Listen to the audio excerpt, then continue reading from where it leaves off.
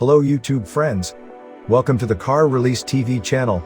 Please subscribe to this channel and activate the bell so you get the latest video updates.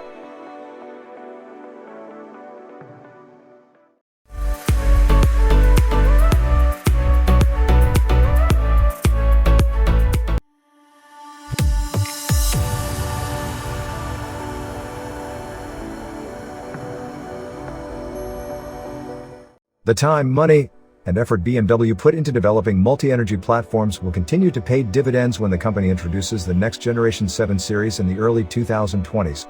The flagship sedan will be offered with at least 4 powertrain types, though they might not all be available when the model first goes on sale.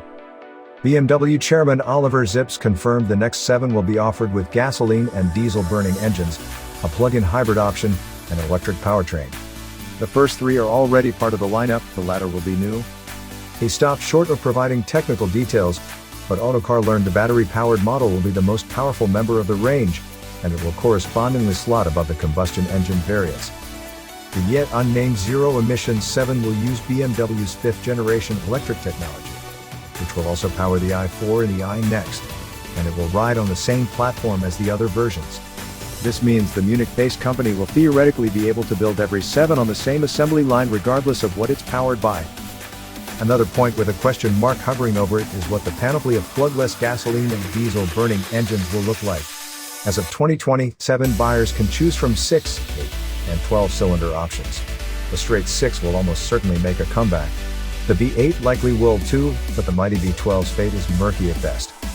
The electric 7 is one of 25 electrified models, including over at least 12 fully electric cars BMW plans to release by 2023. It won't have a monopoly on its segment, however, because it will need to fend off competition from the Mercedes-Benz EQS duo in the coming years.